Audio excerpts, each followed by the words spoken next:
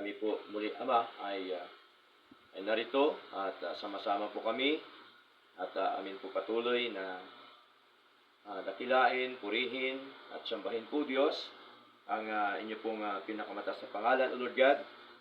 At kayo po ang aming Diyos na pinalikuran na buhay at Diyos na hindi po nagbabago mula kahapon, ngayon at magpakailanman. Kayo po ang Diyos na puno-puno ng biyaya. Kayo po ang Diyos na may-ari po ng lahat ng mga bagay sa mundo po ito. Kayo po ang Diyos na may-ari po ng aming mga buhay. Kaya Panginoon, kami po ay patuloy po na dubunulog, Panginoong Diyos, sa trono po ng biyaya. At nawa ay anuman po, Diyos, ang inyong nakitang karumihan sa aming mga puso, Lord. Nawa kami po inyong linisin ng inyong kapangyarihan. At nawa sa amin pong pag-aawitan, sa amin pong pag-aralan, ang mga salita po, Diyos, ay kayo po nawa ang siyang manguna sa aming kalagitnaan, Lord. At patuloy po nawa ang inyong kapangyarihan, ang siyang mangusap po sa aming mga puso.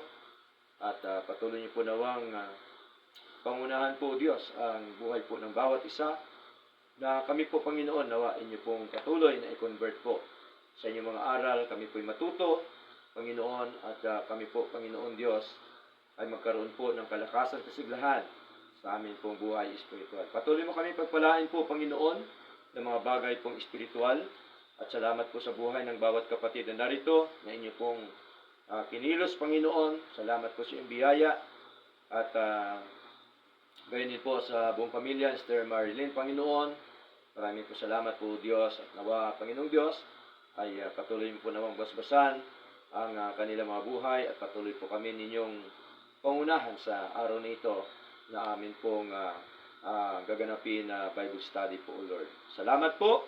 Ang Banal Espiritu nawa ang siyang patuloy na kumilos po sa aming mga buhay.